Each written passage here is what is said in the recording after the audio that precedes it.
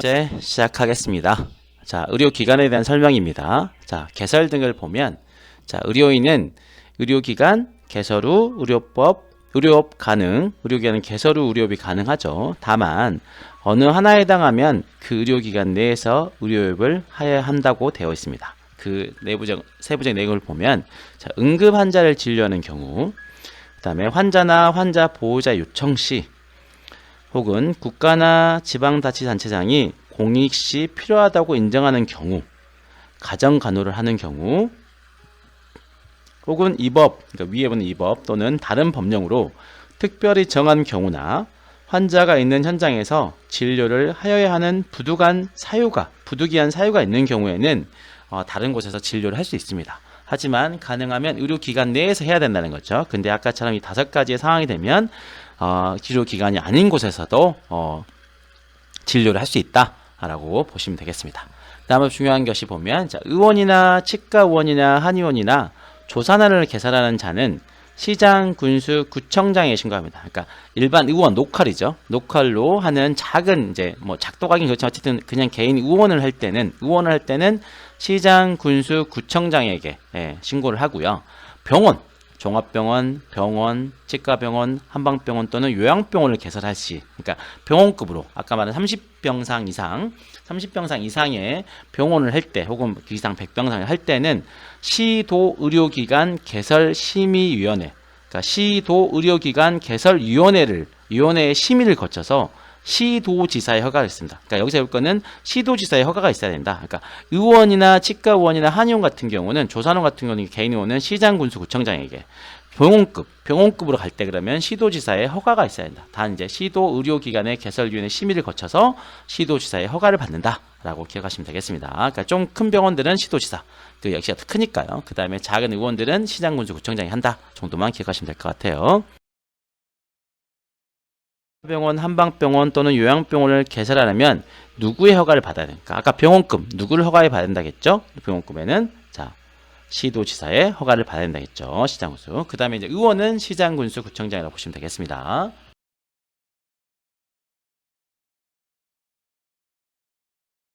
의료기관 개설 특례에 대한 설명이 좀 있습니다. 의료기관의 개설 특례법이 있는 거죠. 별도로 이제 아까는 이제 의료기관에 대해서만 설명했다면, 이제 의료기관을 이제 예를 들어서 밖에서 할 때는 이렇게 하지만, 자, 의료인 외의 자가, 그러니까 원래 의료기관은 의료인만 할 수 있습니다. 혹은 의료법인만 가능하는 거죠. 그 외에 이제 국가기관만 가능합니다. 근데 이제 의료인 외의 자가 그 소속 직원, 종업원, 그 밖의 구성원이나 그 가족의 건강 관리를 위해서 부속 의료기관을 개설할 수 있습니다. 부속 의료기관. 이거 보시면 뭐 현대제철이나 큰 어떤 그런 그 중공업 단지에 보시면 그 안에 이제 부속 의료 원이 있습니다. 부속 의료원, 부속 의료 병원, 이런 부속 의료원이 있는데, 그런 거는 이제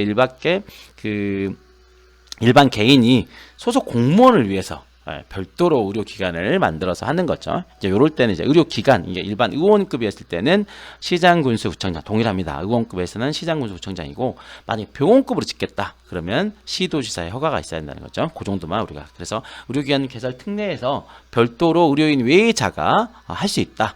그 안에 소속 공무원이나 직원들, 그러니까 소속 직원과 종업원들을 위해서, 그 밖에 구성원이나 그 가족의 건강관리 위해서 부속 의료기관을 개설할 수 있다. 특례법에 따라서 있다는 거죠.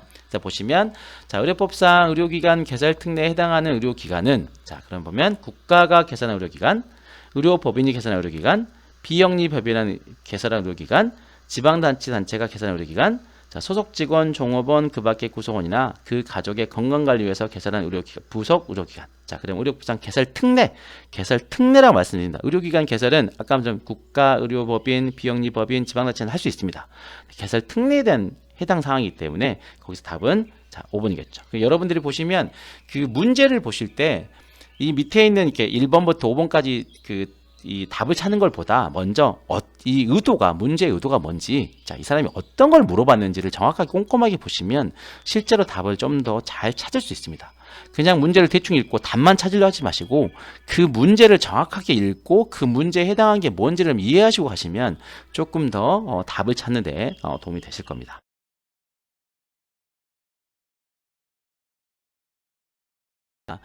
의료기관의 이제 폐업 휴업에 관한 그 내용입니다. 그래서 폐업 휴업 신고와 진료 기록부 등을 이관하는 업무가 있는데요. 보시면 자, 의료기관의 개설자의 폐업은 1개월 이상 휴업, 그러니까 의료기관 개설을 폐업하거나 1개월 이상의 휴업을 하면 또는 입원 환자가 있을 경우 1개월 미만의 휴업을 포함하면 그때 신고를 할 때는 관할 시장 군수 구청장에, 그러니까 일반 의료기관은 의료기관을 폐업하거나 1개월 이상 휴업을 해야겠다. 환자가 있을 경우 1개월 미만도 가능합니다. 포함하면 관할하고 있는 그 지역에 관할하고 있는 시장 군수 구청장에 신고를 합니다. 그 다음 의료기관의 폐업 및 휴업 신고 시 진료 기록부, 그러니까 그동안 진료했던 기록부 있지 않습니까? 그 진료 기록부는 관할 보건소장에게 넘깁니다. 단 의료기관 개설자가 직접 보건하고 싶은 경우 관할 보건소장의 허가를 맡아서 직접 가지고 있을 수 있지만 만약에 그런 상황이 생기면 관할 보건소장에게 넘기는 게 중요합니다. 그래서 보면 그래서 관할 시장군수구청장, 관할 보건소장, 관할 보건소장의 허가 이런 것들을 정확하게 기억하셔야 됩니다. 그냥 일반 보건소장이 아닙니다. 관할, 그 지역을 관할하고 있는 보건소장이라고 보시면 되겠죠. 관할하고 있는 시장군수구청장이라고 보시면 되겠습니다. 그 다음 시장군수구청장의 신고에 불구하고 감염병 혹은 예방접종 역학조사 실시 요청 시 의료기관을 폐업 신고를 수리하지 아니할 수 있다는 거죠. 그러니까 어떤 시장군수구청장의 신고에도 불구하고 만약에 그때 감염병이 생겼으면 코로나 같은 거라든가 이것들 역학조사를 해야 되지 않습니까? 그럴 때는 의료기관의 폐업 신고를 수리하지 아니할 수 있다. 그러니까 국가가 그 신고를 수리하지 않고 그 요청을 할 수 있다는 거죠. 자, 그렇게 이해하시면 되겠습니다. 그래서 보시면 자, 의료법상 의료기관 개설자는 폐업 또는 휴업 신고를 할 때 기록, 보존하고 있는 진료 기록부 등을 누구에게 넘겨야 합니까? 자, 보시면 자, 누구에게 넘겨야 되겠죠? 자, 답은 관할 보건소장에게 넘겨야 됩니다. 관할 보건소장. 그래서 이런 문제가 많이 나온다는 거 기억하시면 되겠습니다. 자, 감독. 자, 면허의 취소와 재교부인데요. 자, 감독을 보시면 그동안 사실 이제 감독 부분에 대해서는 조금 더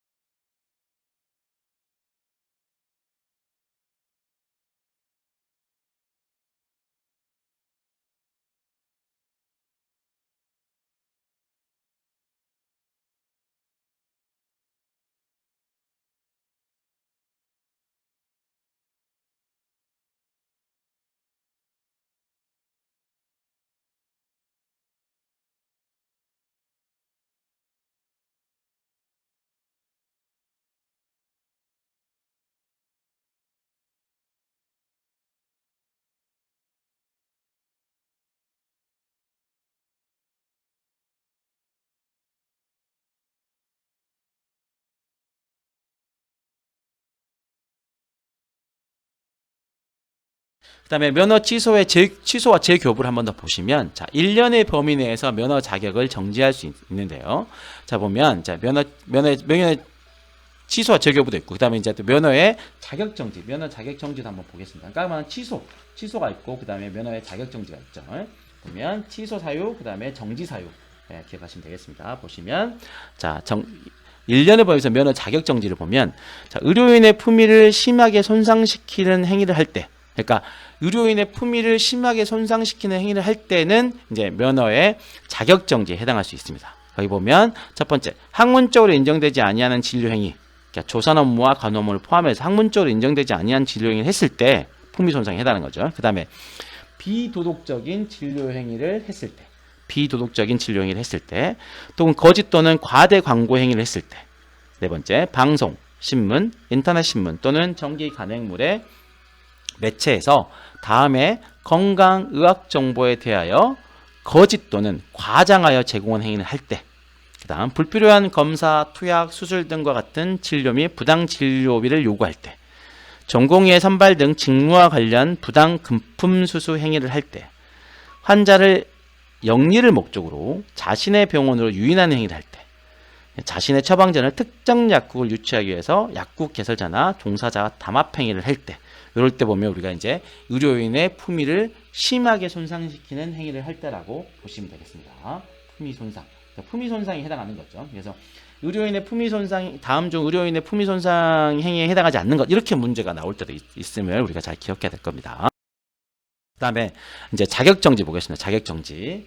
자격정지. 그러니까 자격을 정지하는 경우, 아까 말한 대로 이제 품위 손상도 포함합니다. 품위 손상도 아까 뭐 자격정지에 1년의 범위에서 자격정지 할 수 있다. 거기서 의료인의 품위 행위를 할 때가 세부적으로 있었고, 그 다음에 나머지 이제 두 번째로 보면, 자, 의료기관 개설자가 될 수 없는 자에게 고용돼서 의료인 할 때, 이것도 자격정지가 된다는 거죠. 자격정지. 그러니까 의료기관 개설자가 없는 자에게 사무장병원, 이런 때 고용돼서 의료인을 할 때는 자격정지에 해당합니다.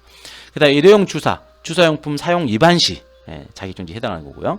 진단서, 검안서, 증명서 또는 증명서를 거짓 작성하거나 진료기록부 등 거짓 또는 고의로 사실과 다르게 추가 기재 수정할 때도 자격정지에 해당합니다.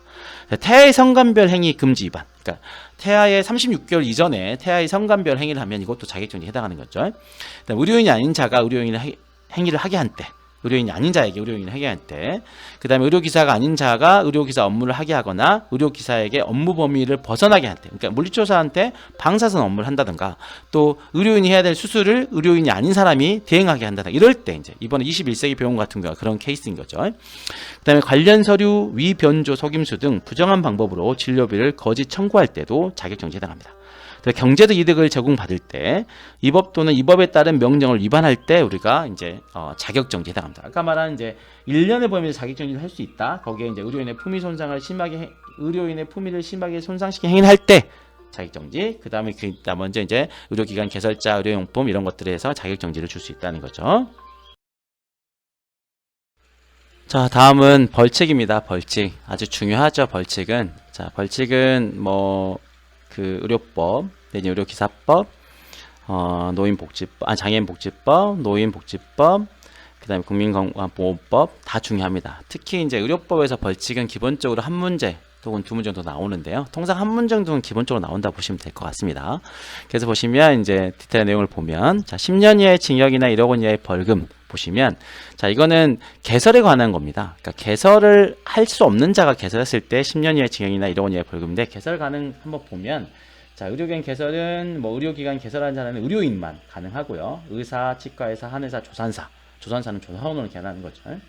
그 다음에 국가나 지방자치단체, 그 다음에 의료법인, 민법이나 특별법에 따라 설립된 비영리법인, 그 다음에 준정부기관, 지방의료원, 한국보건복지공단, 이런 부분들만 가능하고요. 그 다음에 아까 좀 디테일에 들어가면 이제 의원의 치과원은 시장군조청장, 병원은 시도지사가 한다고 말씀드렸어요. 그 의료기관을 개설 등을 위반해 의료기관을 개설하고 운영한 자는 10년 이하의 징역이나 1억 원 이하의 벌금에 해당합니다. 자, 그 다음 중요한 게 이제 5년이겠죠. 자, 5년 이하의 징역이나 5천만 이하의 벌금을 보시면, 대부분 뒤에 제가 표시해서 무슨 자 얘기를 했는데요. 쉽게 좀 외우기 위해서, 자, 면허를 대여한 자, 그 다음에 대여하거나 알선한 자, 그 다음에 진료 방해 교사 방조한 자, 그 다음에 의료인 간호조무사 의료기사 또는 의료행위를 받는 사람을 폭행한 자, 폭행 협박한 자, 정당 사유 없이 처방전에 저장된 개인정보를 탐지하여 누출, 변조, 훼손한 자, 진료 기록 위탁을 받은 전문기관의 준수사항 불이행자, 특히 이런 것들 조금 더 잘 기억하시면 좋을 것 같아요. 앞에 거는 면허 대여나 면허 알선자 이런 것들은 쉽게 우리가 좀 이거는 정말 진짜 이거는 5년 이하의 벌금을 받아야 할 것 같아. 하지만 이제 진료 기록 위탁을 받은 전문기관의 준수사항 불이행자, 이것도 사실 중요합니다. 우리가 근데 이제 눈으로 딱 봤을 때 이거 좀 헷갈릴 수 있지 않을까? 이런 것들은 좀 여러분 잘 기억해서 진료 기록 위탁을 받은 전문기관의 준수사항 불이행자, 이것도 5년입니다. 그래서 시험 문제 내용이면 쭉 하다가 이런 것들을 조금 헷갈리게 해서 이제 문제를 내는 경우가 있으니까 좀 기억하시면 좋을 것 같아요. 그 다음에 정당한 사유 없이 진료 기록 전송 시스템에 저장된 정보를 누출, 변조, 훼손한 자. 정당한 사유 없이 전자의무 기록이 저장된 개인정보를 탐지해 누출, 변조, 훼손한 자. 문면의 의료행위를 한 자. 이런 건 쉽게 기억하죠. 그 다음에 진료기관 개설자가 될 수 없는 자에게 의료기관을 개설한 자. 2 이상의 의료기관을 개설한 자. 의료보험의 명의를 빌려준 자, 이렇게 뭐뭐뭐뭐 한 자, 이렇게 끝나면 주로 5년 이하의 징역이나 5천만 이하의 벌금 이렇게 해당한다고 보시면 되겠습니다. 그래서 특히 이제 벌칙 문제는 자주 나오는 문제니까 여러분들 조금 더 잘 기억하시고, 특히 5년, 3년, 2년, 그다음에 1년, 그다음에 물론 이제 뭐 과태료도 있긴 합니다만 좀 더 큰 것들에 대해서 조금 더 잘 기억하시면, 특히 제가 설명한 대로 이렇게 뭐뭐한 자, 뭐 경우의 자, 뭐 이런 것들을 좀 이렇게 구분해서 기억하시면 조금 더 시험 보시는데 답을 맞히는 데 도움이 되지 않을까 생각을 합니다. 국시 48회 한번 볼게요. 자, 의료법상 의료인의 면허를 대여받은 사람에 대한 벌칙은, 자, 의료법상 의료인의 면허돼요. 면허돼요. 봤을 때, 자, 답은 아까 말한 대로, 자, 5년 이하의 징역 또는 5천만 이하의 벌금에 해당하는 사람이 작년에 나왔었습니다. 그 다음으로 보시면, 자, 3년 이하의 징역이나 3천만 원 이하의 벌금. 3년 이하의 징역이나 3천만 원 이하의 벌금. 그래서 보시면, 자, 여기도 중요한데요. 자, 3년 이하의 징역 3천만 원 벌금 보면, 업무상 알게 된 다른 사람의 정보 누설 금지. 그러니까 업무상 알게 된 정보를 다른 사람에게 누설했을 경우, 그 다음에 환자가 아닌 다른 사람에게 환자에 대한 기록을 열람, 사본을 내주는 행위, 중요하죠. 그 다음에 진료 기록부를 거짓, 고의로 다르게 작성하거나 추가 기재, 수정한 자, 혹은 또 영리 목적으로 환자를 의료인에게 소개, 알선, 유인하는 행위를 사주한 행위, 그 다음에 보험 상호, 보험 설계사, 보험 대리점, 보험 중개사의 외국의 환자를 유치하는 행위, 이것도 안 된다겠죠. 허가받지 않고 종합병원, 병원, 치과병원, 한방병원 또는 요양병원을 개설한 자, 이것도 이제 시도지사 허가가 있어야 된다겠습니다. 허가받지 않고 부속 의료기관을 병원급 의료기관으로 개설한 자, 그러니까 부속 의료기관인데 그걸 병원급으로 했던 사람, 아까 특례법이라고 말씀드렸죠. 자, 품질관리 검사 부적합 판정을 받은 특수 의료 장비를 사용한 자, 아직 검사를 안 내는데, 의료법 허가를 안 내는데 했는 사람, 정당한 사유 없이 지도 또는 명령을 거부한 자, 이런 부분에 주로 이제 3년 이하의 징역이나 3천만 원 이하의 벌금에 해당합니다. 그래서 요거 이제 전체를 다 기억하기보다는 이 윗부분을 조금 더 기억하시면 좋겠다 싶어서 제가 빨간색으로 좀 표시를 했다는 거 기억해 주시고요.